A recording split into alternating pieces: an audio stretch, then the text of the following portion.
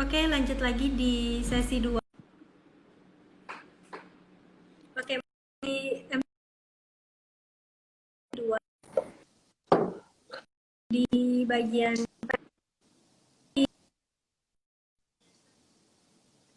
reconnect lagi dengan Ko Luis. Oke, oke udah join lagi. Oke, keputus lagi. Ya, udah lagi ini koneksinya ini ada problem. Oke, jadi tadi Iya. kita lagi bahas tentang parenting.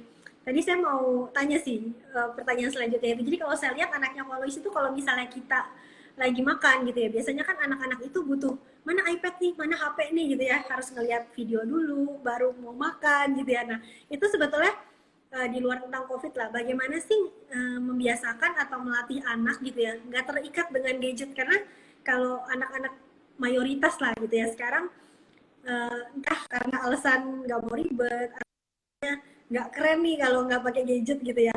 Nah, bagaimana bagaimana membiasakan supaya anak-anak itu nggak terikat dengan gadget itu gimana gitu loh, karena kan challenge salah satu challenges-nya orang tua juga gitu.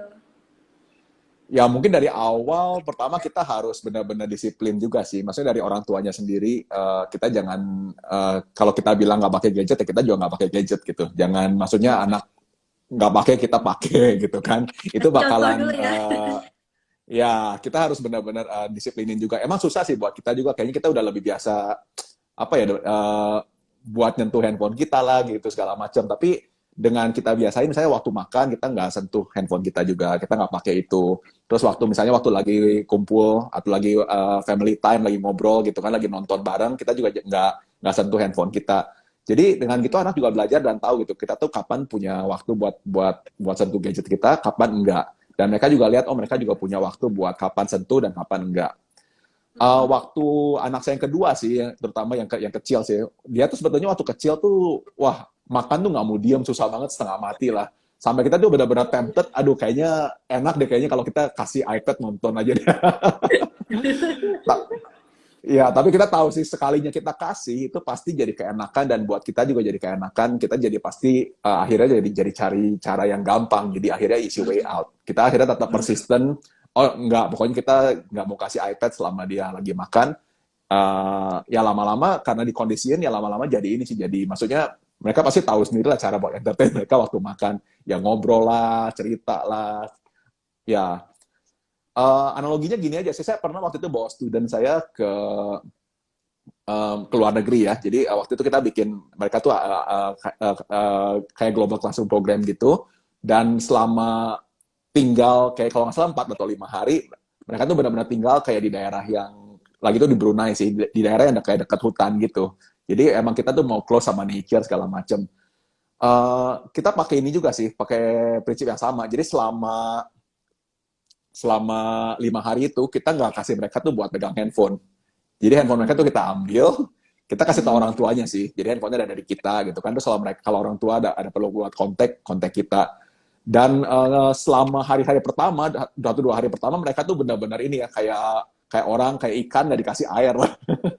Kayaknya benar-benar panik gitu, nggak ada handphone, mereka tuh benar-benar panik, nggak tahu mau ngapain gitu kan, komplain terus, oh boring segala macam. Terus mereka tuh berusaha ini nge-crack wifi di situ ya, di tempat sana ada wifi-nya, berusaha nge-crack passwordnya segala macam, tapi akhirnya gagal dan akhirnya mereka udah bisa give up gitu. Ya, tapi lucunya setelah 3-4 hari, masih hari terakhir acara beres, kita balikin lagi handphone ya. Mereka malah mikir, oh kayaknya sekarang handphone balik ke kita, mereka excited cuma 5 atau 10 menit lah. Habis itu mereka bilang, oke kita nggak perlu lagi handphone ini deh. Soalnya mereka ngerasain selama 3 hari tanpa handphone itu, mereka tuh benar-benar dikondisiin supaya mereka tuh cari aktivitas lain yang bikin mereka tuh entertain. Termasuk ngobrol sama temen, atau bikin permainan, kayak dari water bottle, mereka jadiin kayak bowling lah, segala macem gitu kan. Di situ mereka jadi kayak back to basic buat ngerasain gimana caranya ngebangun interaksi sama orang lain tanpa handphone. Dan saya lihat di kasus di anak yang udah lebih dewasa aja ya kayak remaja gitu itu jalan gitu, apalagi anak kecil yang sebetulnya masih lebih gampang dikondisiin sama kita gitu.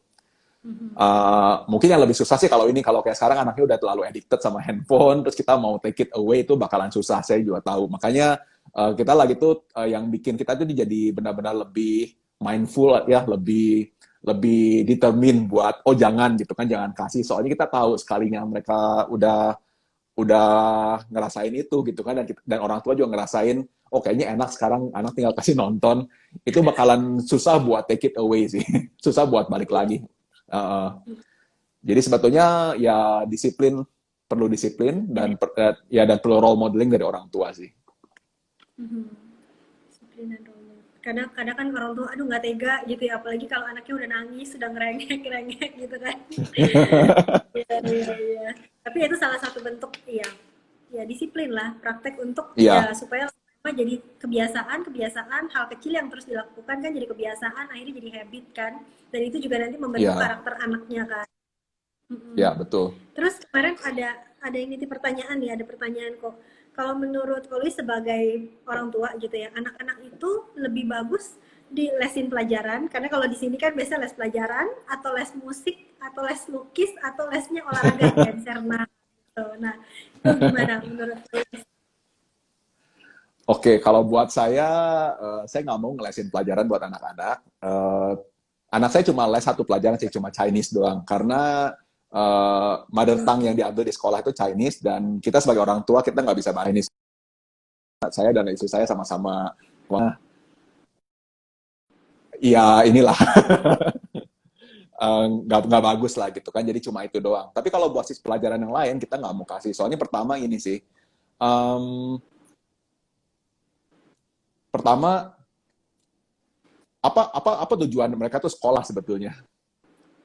Kalau kita balik lagi ke tujuan mereka, tujuan kita masuk masuk sekolah ya, itu bukan buat dapat nilai yang bagus doang, dan walaupun itu mungkin penting sih di akhir kita kuliah, mungkin ijazah itu penting kan, tapi itu bukan segalanya gitu, bukan hal yang paling utama. Dan yang paling penting buat saya selama mereka sekolah, mereka tuh belajar gimana cara mereka tuh ngadepin real problem, challenges, difficulty, failure di environment yang safe. Oke, saya selalu bilang ke murid-murid saya gitu kan, kalau kamu sekarang fail di satu tes gitu kan, dapat nol lah katakan ekstrim gitu kan, konsekuensinya apa? Ya paling kalau ini nggak diperbaiki, paling nggak naik itu aja gitu kan. Tapi kita masih ada chance buat rectify di tahun depan, belajar lagi segala macam. Tapi kalau di real life kita gagal, misalnya kita ada project gede gitu kan, gagal, itu konsekuensinya itu lebih besar lagi gitu. Kita masih bisa ke orang banyak. Contoh paling gampang dokter. Kalau dokter gagal salah prosedur operasi gitu kan di meja operasi, itu konsekuensinya itu bisa nyawa loh gitu kan. Jadi kalau kita bilang tuh,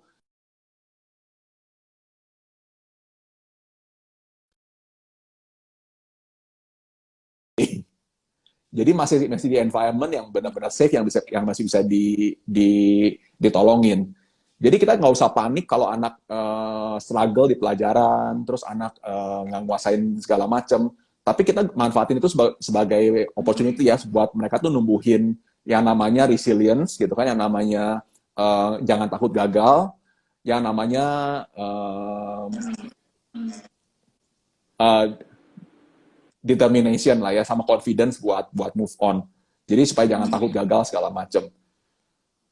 Malah kalau saya lihat ya, anak yang dibantu sama les ya, yang akhirnya tuh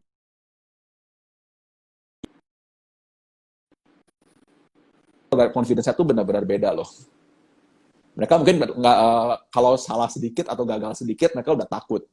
Soalnya mereka udah terbiasa buat dapat nilai yang hampir perfect atau nilai yang selalu bagus. Mereka tuh nggak pernah ngerasain yang namanya di bawah, terus gimana struggle di sana, gimana mereka tuh bisa make peace sama difficulty-nya, sama imperfection-nya mereka, dan move on.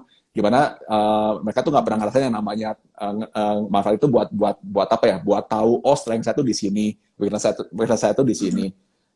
Soalnya kita kalau sebagai orang yang udah, maksudnya ke orang dewasa lah ya, kita sebagai parents, sebagai orang dewasa udah ngerasain jahatnya dunia luar gitu kan. Kita kan tahu, kita tuh harus bisa benar-benar confident, dan kita tuh juga benar-benar tahu cara kita tuh manage strength sama weaknesses kita. Itu sih yang pertama yang saya bilang tuh, tujuan sekolah tuh itu. Makanya ya, itu alasan kenapa saya nggak mau lesin pelajaran buat anak-anak saya. Jadi biarin mereka tuh manfaatnya itu buat numbuhin life skill yang lain gitu kan. Yang kedua, kalau mereka mau les, ya kalau memang mau les, mau enrichment, manfaatnya itu buat eksplorasi juga. Kayak anak saya tuh dia tertarik buat pengen balet, ya dari kecil pengen ngerasain namanya balet gimana. Oke lah, lesin balet itu boleh gitu kan. Terus dia tertarik buat pengen tahu alat musik tuh kayak boleh gitu kan. Jadi kalau buat saya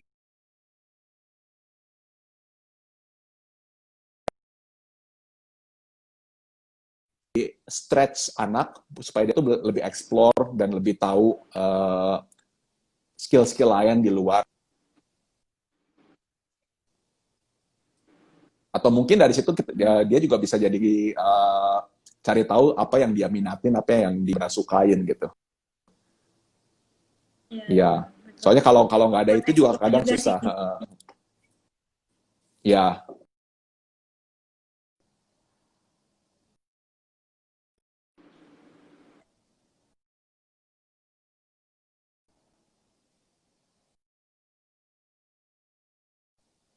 Mungkin kalau dari sisi orang tua mungkin ada sedikit apa ya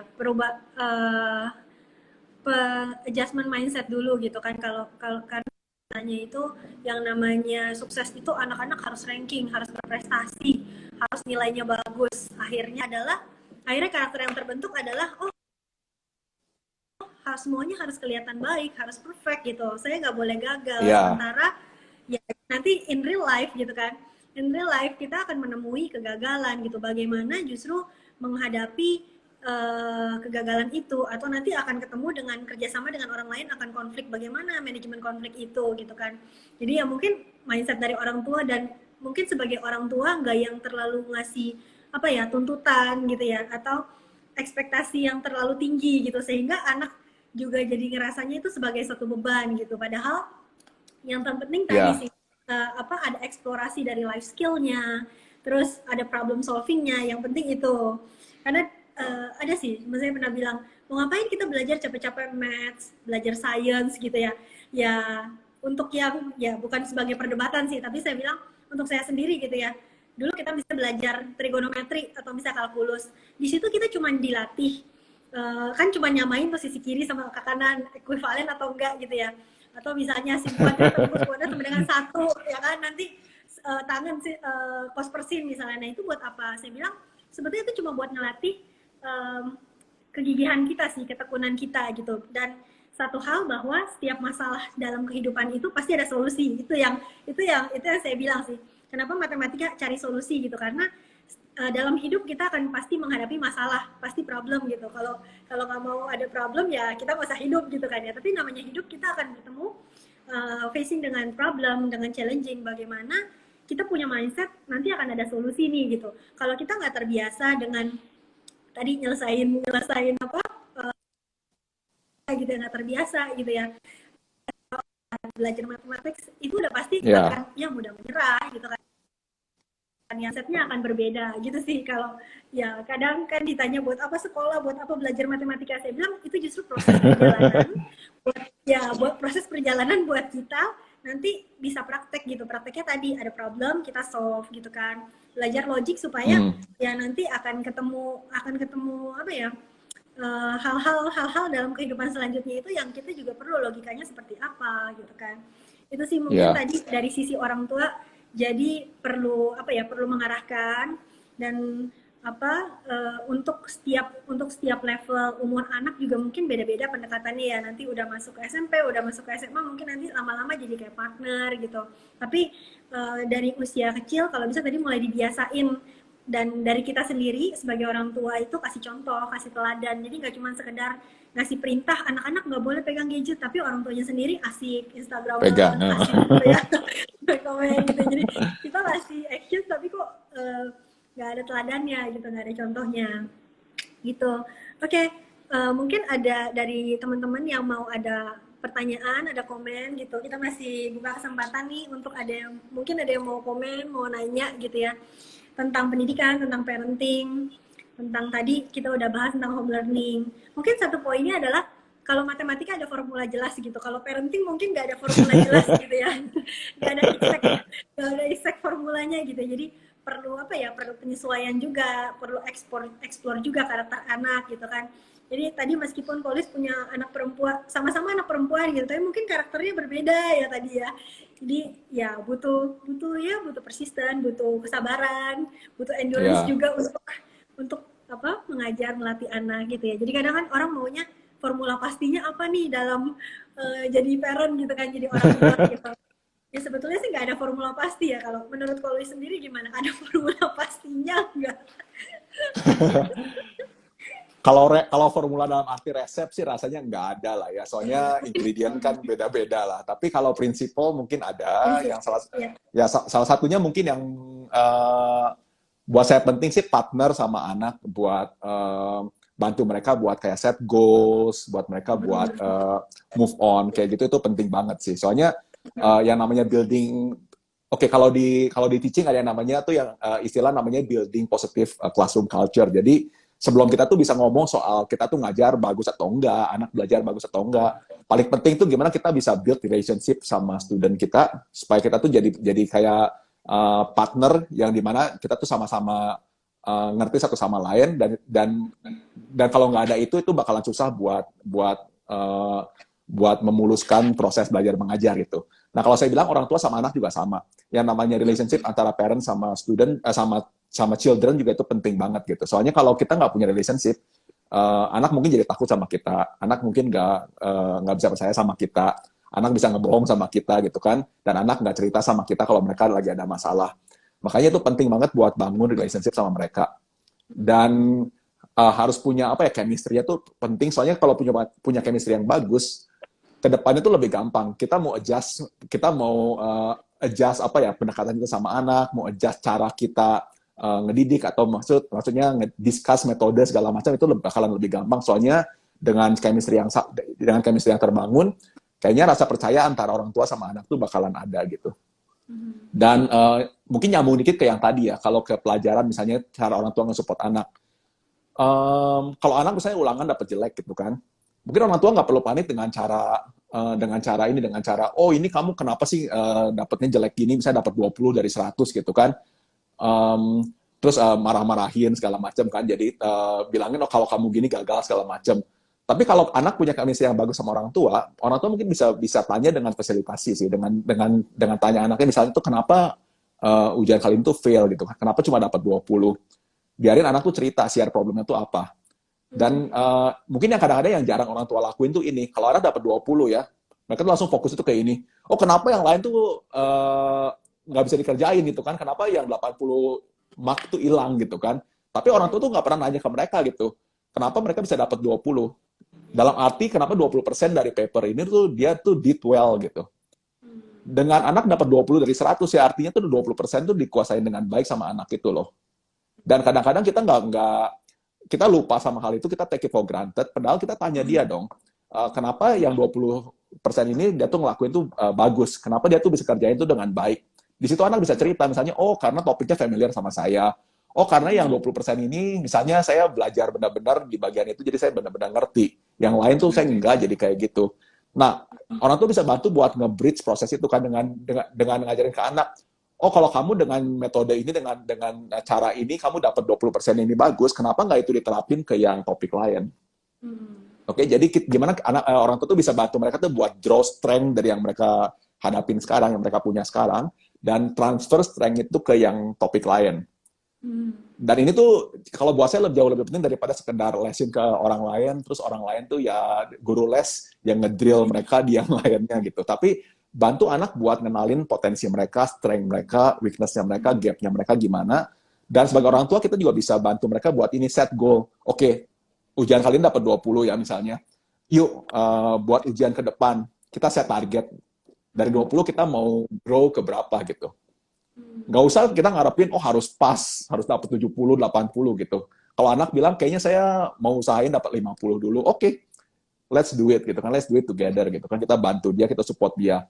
Bukan support dalam arti kita tips dia segala macam, nggak usah take over role-nya guru gitu, tapi kita bisa bantu dengan support, yuk kamu perlu bantuan apa dari saya, kamu punya request apa dari saya yang bisa saya ini gitu ya, bisa saya bantu dan support kamu supaya kamu tuh lebih apa ya, lebih ke support lah, lebih oke buat mencapai goal kamu. Dan terus celebrate goalnya itu. Kalau misalnya di ujian berikutnya dia benar-benar dapat 50, goalnya tercapai, celebrate sama mereka gitu kan. Ya, kita harus bisa kasih perspektif ke anak kita. Soalnya anak kita tuh masih kecil ya, jadi dia tuh belum punya namanya wide perspektif gitu. Jadi big picture tuh masih bukan di mereka masih belum punya big picture. Tapi kita sebagai orang tua tuh kita harus punya big picture. Ini pengalaman aja saya pernah ada satu anak ya yang murid saya. Dia tuh lagi tuh gagal terus gitu kan sampai akhirnya tuh udah mau dekat ujian akhir, nilainya tuh masih jauh di bawah. Dan lagi tuh saya lihat dia tuh benar-benar udah mau give up gitu. Dia tuh udah nggak mau belajar lagi segala macam. Ya saya panggil dia loh, saya tanya gitu kan, kenapa kamu kayaknya benar-benar lost motivation, terus ya udah nggak mau ngerjain lagi gitu kan. Terus dia bilang ke saya, karena saya tahu sekeras apapun saya belajar, 2 minggu lagi ujian nih, ujian akhir. Sekeras apapun saya belajar, saya nggak mungkin bisa pas. Jadi saya benar-benar udah give up aja. Terus saya bilang, kalau give up artinya apa? Konsekuensinya apa? Dia bilang, ya saya harus ngulang loh tahun depan. Nah, terus saya approach dia bilang gini, oh oke. Berarti kamu udah tahu konsekuensinya bakalan ngulang, ya itu bagus. Saya bilang, berarti kamu udah tahu dengan nilai kayak gini, itu nggak bisa naik kelas, terus kalau harus ngulang, ya ngulang gitu kan. Saya bilang itu bagus. Tapi sekarang saya tanya balik ke dia. Nah, sekarang kalau saya tanya kamu ya, kalau kamu mau ngulang tahun depan gitu kan, kamu pilih mana? Ngulang dari 0 atau ngulang dari 30? Dia kaget gitu kan, maksudnya? Saya bilang, ya katakan kamu ngulang dari 0 kan, buat mencapai pas 60 tuh kamu harus kerja keras dengan effort yang segini gitu kan. Tapi kalau kamu ngulang dari 30 atau 40, kamu tuh cuma perlu 20 mark buat pas. Dan itu tuh dengan effort itu nggak akan sebanyak kalau kamu harus ngulang sesuatu tuh dari 0 lagi. Di situ kan dia lihat, oh iya benar juga ya. Saya bilang iya. Jadi maksudnya sekarang kamu tetap harus do your best gitu kan. Walaupun nanti akhirnya tuh level tuh sampai ke 30 atau 40 doang, tapi itu tuh bikin modal yang jauh beda waktu kamu harus ngulang pelajaran itu tahun depan. Nah, saya bilang tuh yang kayak gini-gini tuh yang jarang disorot sama orang tua atau sama guru sih. Kadang-kadang kebanyakan mereka cuma fokus ke, oh kamu nggak naik sekarang. Kalau mau naik tuh ya harus gini gitu. Ya itu kadang nggak bisa. Kita harus lihat tuh kalau kita mau mulai perjalanan ya dari Bandung ke Jakarta gitu kan, nggak mungkin kita dalam setengah jam nyampe gitu kan. Kita harus tahu di mana dulu posisi kita saat ini gitu. Ya bantu mereka tuh buat dapat progressive view ya atau yang namanya growth mindset ini, di mana dari posisi mereka sekarang mereka tuh bisa tumbuh, walaupun misalnya tumbuh cuma sekitar 5%, 10%, 20%, itu udah jauh lebih bagus karena mereka tuh bakalan move on atau terus maju menuju goalnya gitu kan. Soalnya dalam real life kan sama gitu. Bedanya dalam real life kita mungkin nggak dikejar deadline kan. Kadang-kadang ya kita gagal sekarang ya udah gitu kan. Kita mungkin negosiasi lah sama klien kita, oh minta waktu sebulan lagi atau 2 bulan lagi buat nyelesain gitu kan. Ini juga sama gitu. Cuma bedanya ya kalau di sekolah mungkin deadline-nya lebih strict karena ada kenaikan kelas di akhir gitu kan. Tapi di real life kadang-kadang malah bisa lebih strict lagi. Proyek bisa batal, terus ya uang bisa lari ke ini kan ke klien lain kalau misalnya kita nggak fulfill, ya itu lebih resikonya lebih gede lagi. Tapi itu kan simulasi yang sama real life gitu. Not all the time kita tuh ada di prime yang kita tuh selalu bisa excel di sana. Tapi kalau kita gagal, kalau kita fail, kalau kita jatuh, gimana cara kita tuh bangkit lagi? Cara kita tuh set goal, move on dan sebagainya. Itu yang bikin anak tuh jadi tumbuh confidence-nya, resilience-nya segala macam. Dan saya bilang peran orang tua tuh paling penting di situ. Ya, kalau kita lihat orang tua zaman dulu ya, kadang-kadang mereka bilang kan, oh papa mama mah nggak sekolah dulu, nggak ngerti, nggak bisa bantu kamu pelajaran, tapi kita bisa support kamu loh, bisa ngobrol kalau kamu ada masalah, kasih tahu mama gitu kan, gimana apa yang kamu hadapin gitu kan, terus mama bisa kasih perspektif dari orang tua segala macam. Jadi ingat, orang tua juga bukan kayak all knower ya, orang yang tahu segalanya gitu. Orang tua juga bukan orang yang expert di segala macam, tapi orang tua tuh bisa kasih support ke anak dalam hal ini gitu, dalam hal kasih mereka tuh empowerment, kasih mereka tuh sense of confidence, kasih mereka tuh sense of support. Karena kalau mereka tahu ada orang tua yang support kita, jalan bareng sama kita, dia tuh bakalan lebih percaya diri buat ambil resiko, buat set goal, buat move on. Ya, itu sih intinya. Itu sih peran dari orang tua, perlu ada shifting mindset ya dari orang tua. Jadi ya sebagai mentor, mendampingi dan ya bisa membangun anaknya lah gitu. ini ada mungkin pertanyaan terakhir ya dari tadi Kak Tami lagi, gimana cara memotivasi anak supaya mereka lebih strong menghadapi tantangan di sekitar mereka, misal di sekolah dengan temannya. Menghadapi tantangan, entah ini maksudnya bullying atau apa nih? Menghadapi tantangan di sekitar mereka. Oke, intinya sih bagaimana memotivasi lah ya dari segi karakter mungkin ya. Tantangan di sekitar mereka dari teman-teman. Ya mungkin menghadapi ya dalam hubungan dengan teman maksudnya ya mungkin ya. Hmm. Pertanyaannya. Ini Kalau dari sisi oke, orang tua mungkin ya, dari sisi orang tua. kalau sebetulnya orang orang tua tuh punya satu aset yang saya bilang tuh yang berharga banget dan anak-anak tuh belum punya pengalaman hidup. Itu Experience ya. satu sih. Ya, pengalaman hidup.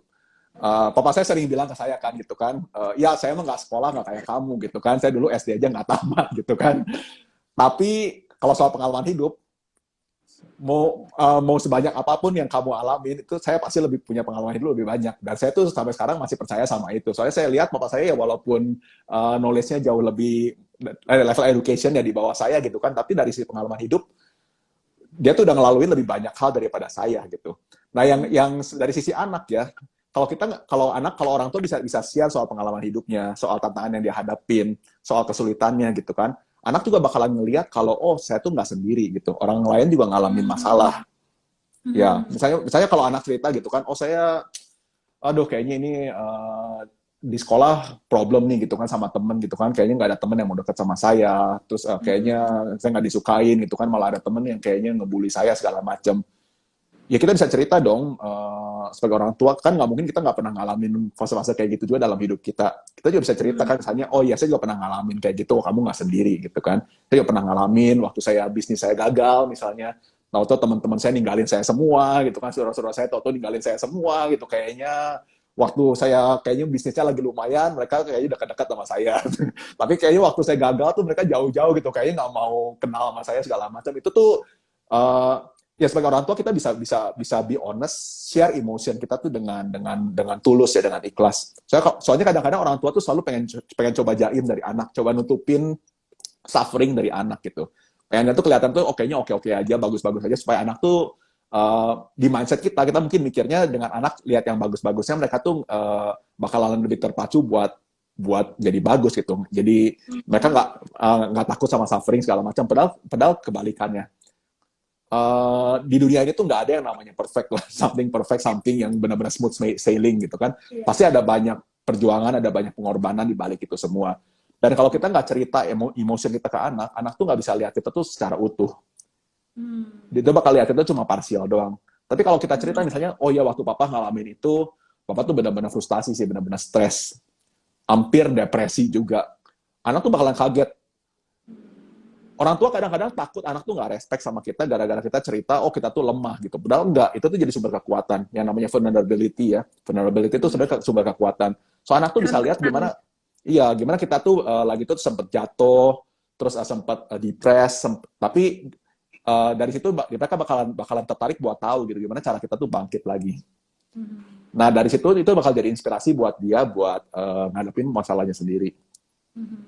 Soalnya gimana pun juga nggak mungkin orang tua tuh nyelesain semua masalah anaknya gitu. Kita tuh harus tahu itu gitu. Anak tuh punya masalah sendiri, punya problem sendiri. Kita juga sama punya masalah sendiri, punya problem sendiri. Kita bisa share, bisa saling belajar, tapi kita tuh nggak bisa nyelesain masalah orang lain. Iya, iya.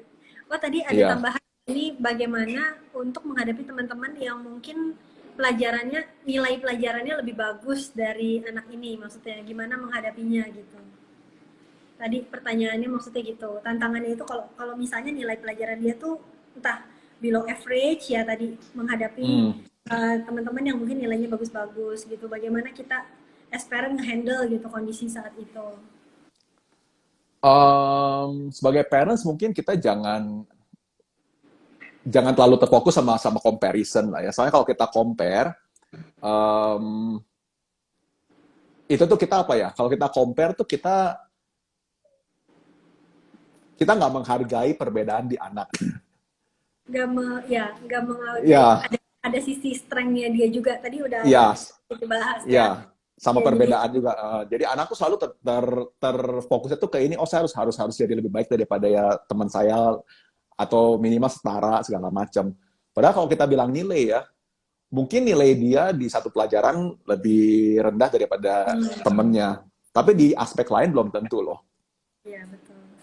Iya, jadi kadang-kadang ya kita terlalu convenient buat ngelamsamin semua itu jadi satu aja gitu, kayak oh nilai secara umum. Tapi kalau kita breakdown nilai itu sebetulnya ada banyak hal sih, ada banyak aspek di sana. Bahkan dalam satu pelajaran yang sama pun ya kadang-kadang kalau kita breakdown ke topik misalnya, itu tuh nggak berarti anak ini lebih bagus dari anak lain di tes yang satu, di topik yang lain tuh kayak gitu. Iya, itu sih. Iya, Jadi jadi dari orang tua nggak yang ngebanding-bandingin, nggak ngebandingin iya. sesama anak dari nilai gitu ya. Iya, benar. Jadi kalau bisa kurangin sense of comparison. Itu juga alasannya kenapa di Singapura kita sekarang mulai ilangin sistem ranking. Oh, Soalnya kita nggak kita tuh mau anak tuh fokus ke progres dia sendiri gitu, jangan ngebandingin ke progresnya anak lain. Soalnya kalau ada ranking tuh istilahnya ada kayak stempel ya, ada kayak cop gitu. Oh, gua tuh forever kayaknya nomor urut 23 dari 30 anak gitu kan. iya. Iya. Saya pernah ngerasain yang namanya jadi ranking 38 dari 40 anak gitu kan, hampir nggak naik kelas, segala macem gitu kan. Tapi sekarang kalau saya lihat dari teman-teman saya lihat, oh nggak ada yang lebih baik sebetulnya, karena kita sama-sama pursue bidang yang beda gitu kan. Dan sama-sama bisa sukses di bidangnya gitu, gimana, tergantung apa yang kita pursue sekarang. Mhm. Mm-mm. Iya, benar Jadi juga sih.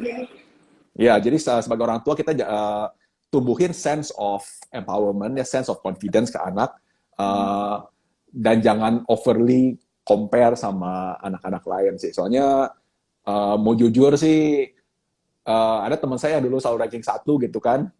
Saya kenal dia dari kecil gitu kan, selalu ranking satu. Tapi setelah dewasa, setelah kita sama-sama di dunia kerja, kayaknya kita mulai ngerasa meaningless gitu. Achievement yang dulu tuh kayaknya udah nggak berlaku lagi.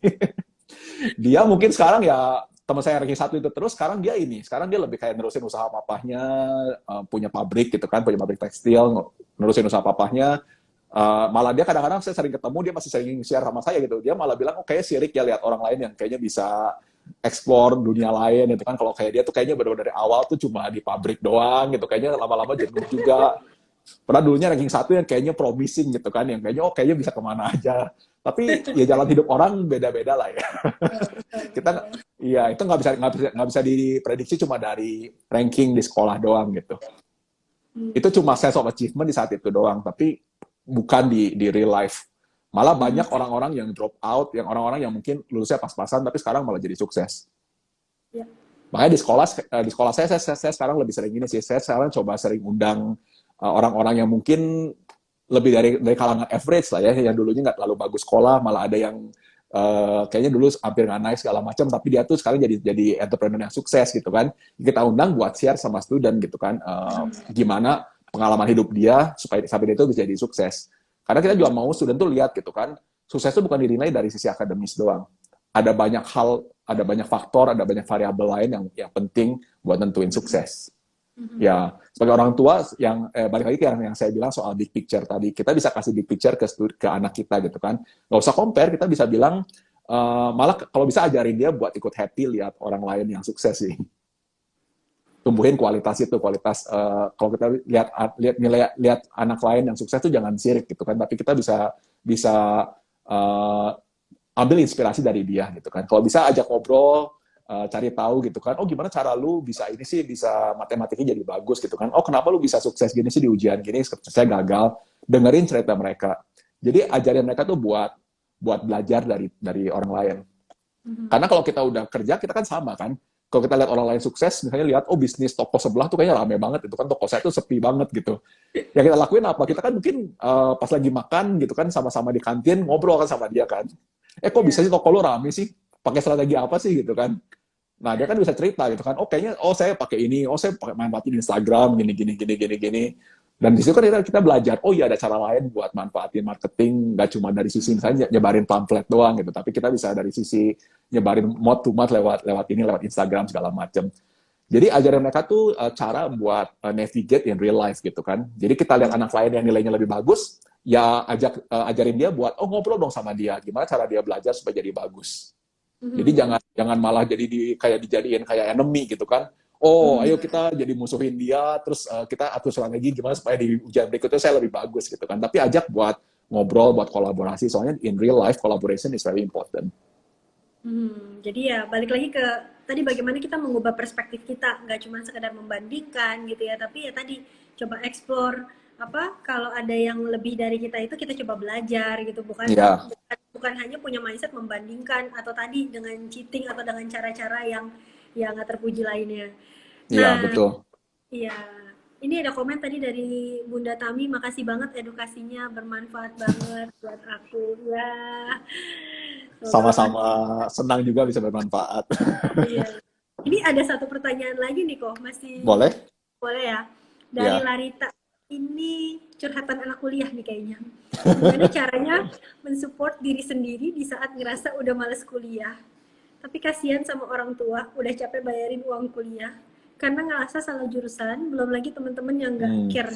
Oke, lagi dalam posisi nggak nyaman. Gimana itu kok? Hmm. Um, Udah level anak kampus ini. anak kampus ya. Balada anak kampus ini. Oke, oke, mungkin agak terlalu general sih ya. Oke, kita mungkin nggak suka sama sama jurusan kita gitu. Kita mungkin ngerasa kita udah salah pilih Salah milih. jurusan, Mm-mm. salah milih ya. Jadi motivasinya hilang. Tapi sebenarnya kalau kalau kita mau mau lihat dari sisi lain ya, walaupun kita salah jurusan, tetap ada something good yang bisa kita pelajarin dari situ gitu. Ah, kalau saya bilang sih coba cari hal-hal yang interesting dari topik yang kita pelajari atau dari materi yang kita pelajari walaupun kita nggak suka sama pelajarannya. Emang lebih susah sih, soalnya ya mungkin saya jujur agak susah buat jawab ini. Soalnya kalau saya pribadi sih kebetulan saya bisa dapetin jurusan yang saya sukain ya. Jadi walaupun saya gagal, pernah dapet E, pernah dapet C gitu kan. Tapi ada motivasi yang ngebantu saya buat terus ini, buat terus maju gitu kan, buat terus motivasi diri saya sendiri. Tapi kalau salah jurusan, kalau ngerasa salah jurusan ya mungkin fokusin ke ini ke gimana caranya supaya supaya saya bisa lulus. Hmm. Oke, ini Set pengalaman goal saya dulu sih. Set ya goal dulu. set goal dulu, set goal dulu. Oke, pengalaman pribadi ya. Saya pernah gagal S3 saya pernah gagal.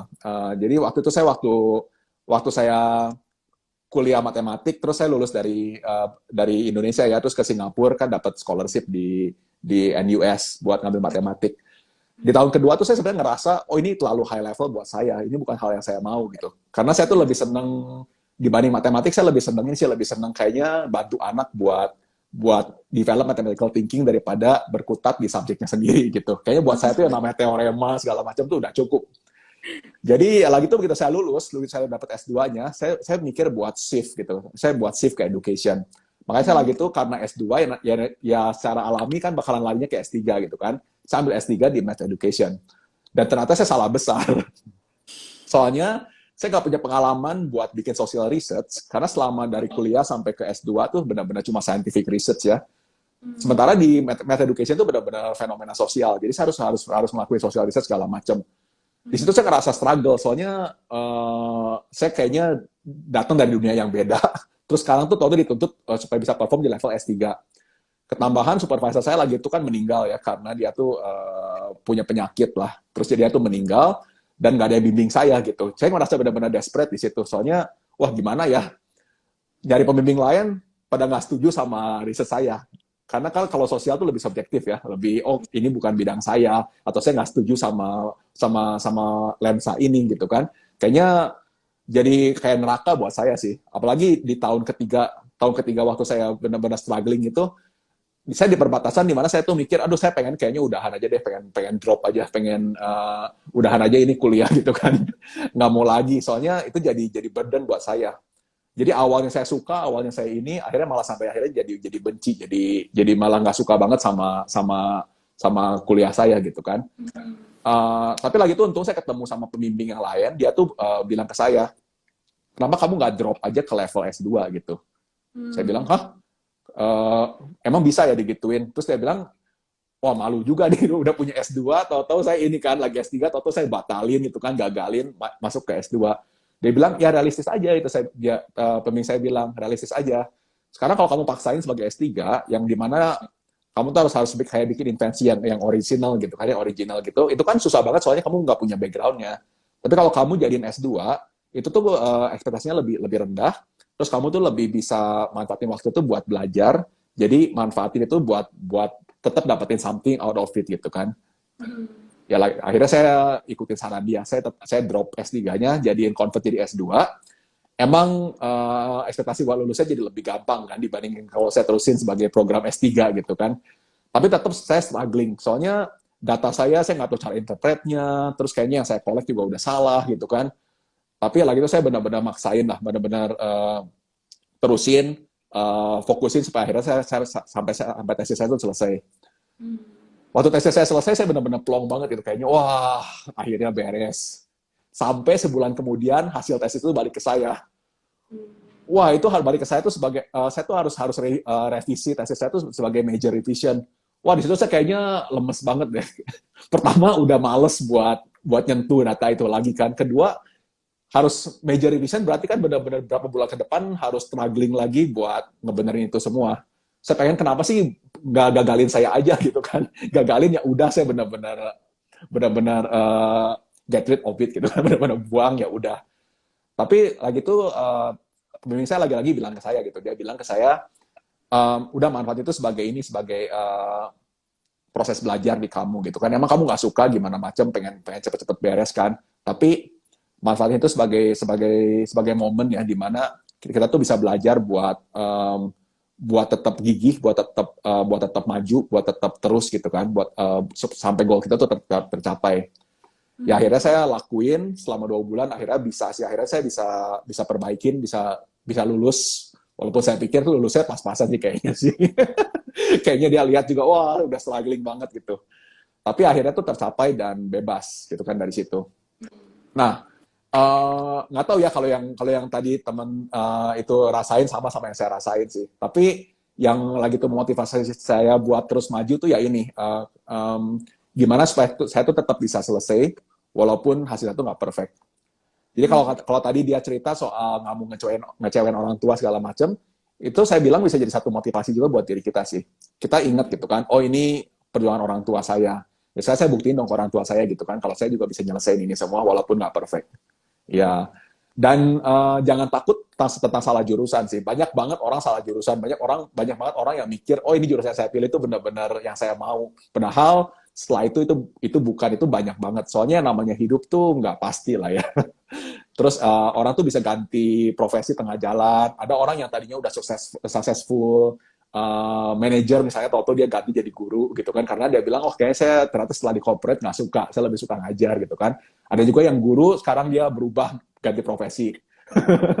Ya jadi nggak ada yang pasti di dunia ini sih. Jadi saya bilang sih nggak perlu takut kalau salah jurusan, takut dapat kerjaan yang beda atau gimana, itu nggak usah takut sih. Karena yang namanya masa depan tuh benar-benar nggak pasti, dan yang namanya peluang tuh ada aja gitu kan, mau ngelakuin apa aja tuh pasti ada jalan sih. Iya. Hopefully menjawab ya. Makasih Hopefully menjawab. Dari Kak Larita tadi ya.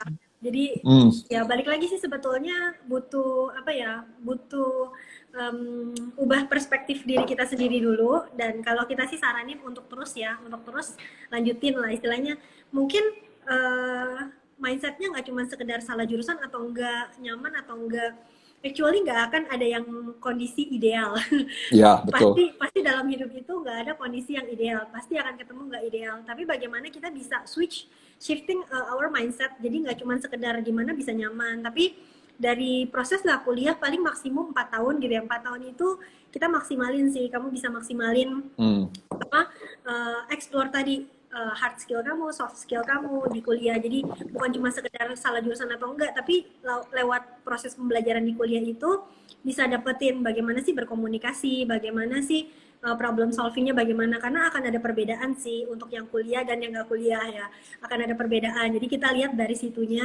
Terus tadi motivasi harus muncul dari diri kita sendiri sih, nggak butuh yang setiap hari dengerin motivator, tapi butuh ya kan, butuh self motivation itu butuh dari diri kita sendiri gitu. Dan ya nanti endingnya akan ngerasain sendiri lah benefitnya gitu. Tadi dari pengalaman Kolwis juga bagaimana struggle-nya saat menghadapi disertasi harus downgrade gitu kan, itu kan proses ya, proses. Dan akhirnya ya kalau mungkin saat itu kalau udah nyerah nggak akan dapat Master of Art gitu ya, dan nggak akan Iya, betul. mendapatkan valuable, yang lebih penting mungkin valuable experience-nya sih, ada Ya. persistent, ada endurance-nya di selama Hmm. masa-masa 3-4 tahun itu, endurance-nya bagaimana. Dan mungkin saat itu nggak cuma sekedar disertasi, mungkin ada hal lain, problem lain dalam kehidupan yang dilewati juga gitu. Tapi saat ya Kolus juga mutusin buat saya mau nih selesain gitu ya, saya istilahnya menetapkan diri ya, determine untuk mau selesain gitu ya, ya saya percaya sih ada jalannya gitu ya, bisa lihat hasilnya. Makasih Dan katanya. dan akhirnya itu malah jadi materi saya buat ini, buat student saya sih. Oh Buat motivasi mereka, buat share. ya, Iya, iya bener. Buat jadi karakter education. ya, dari satu challenging, dari satu apa masalah bisa jadi satu story, satu ya motivation story Ya, juga untuk orang lain gitu ya. Kalau ya nggak betul. menghadapi itu kita nggak bisa share sih kalau nggak ngadepin masalah. Oke, Ya, mungkin ada conclusion rap dari Koluis dari hasil dari tentang diskusi kita gitu ya, atau ada tips yang tadi saya udah note sih beberapa, nanti terakhir saya mau rangkum juga gitu.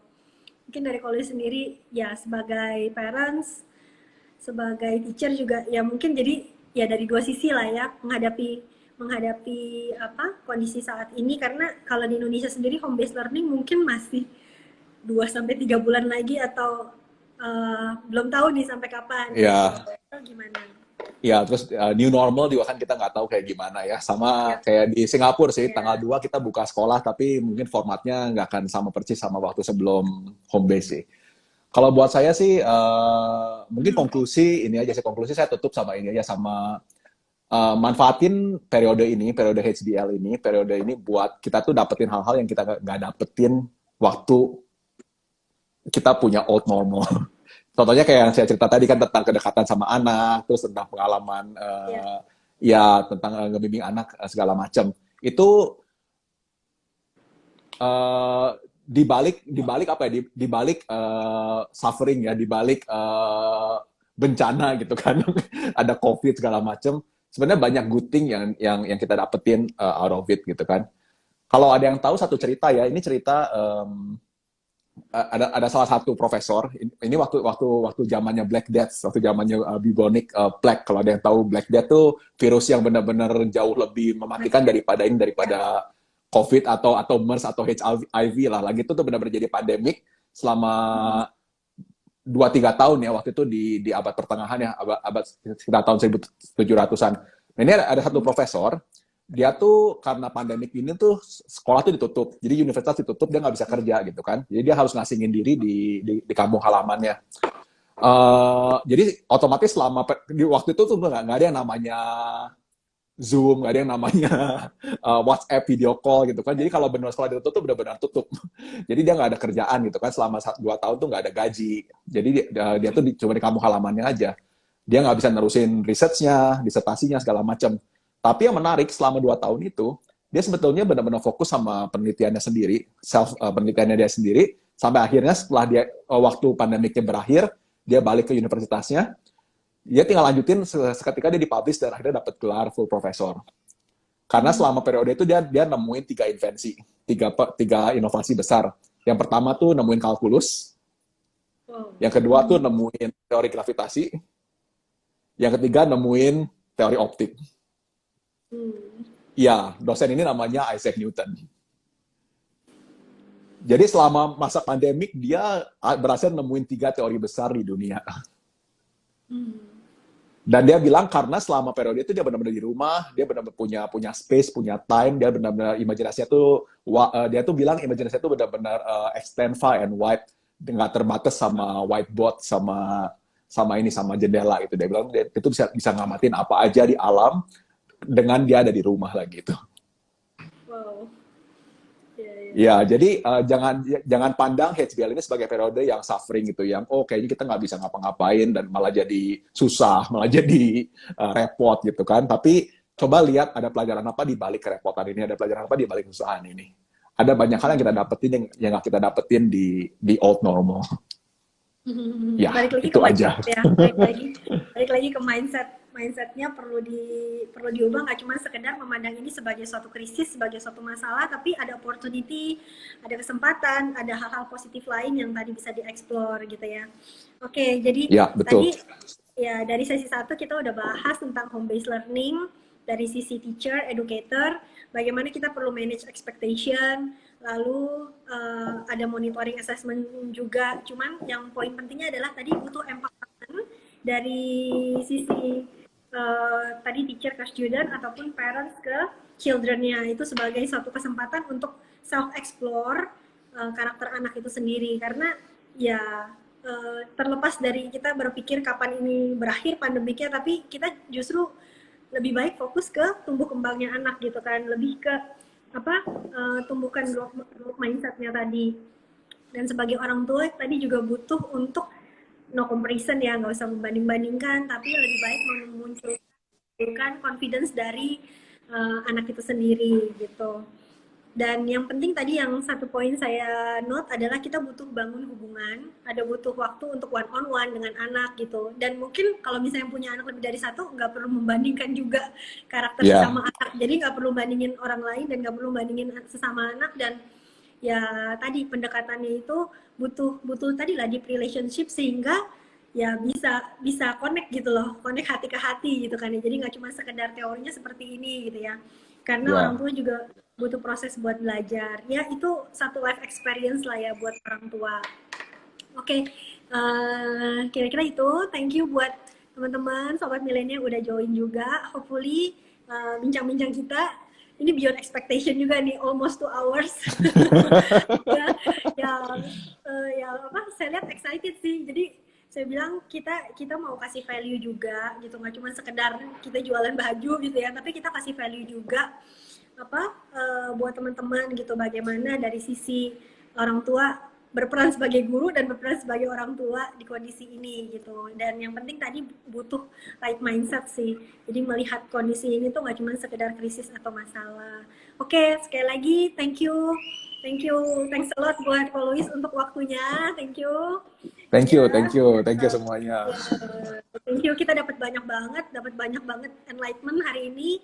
Sampai tadi yang terakhir cerita Isaac Newton itu saya juga baru dengar, kalau dulu cuma tahu doang di Eropa, terus sekitar mid abad ke-14 gitu ya, Black Death, tapi ternyata ada seorang Isaac Newton yang bisa menghasilkan 3 teori justru saat pandemik yang menyeramkan itu terjadi. Oke, keep safe, keep healthy juga. Louis and Fam, salam buat Tiffany, Sasa, dan Linet. Nah itu siap. thank you juga tuh dari Grace ya. Nanti kita ketemu langsung setelah PSBB ini berakhir. Ya, thank you, stay safe. Oke. Di sana. Ya sama-sama ya semuanya. Oke, stay safe juga. Yo, izin end story. Oke. Yo, bye-bye. Bye-bye.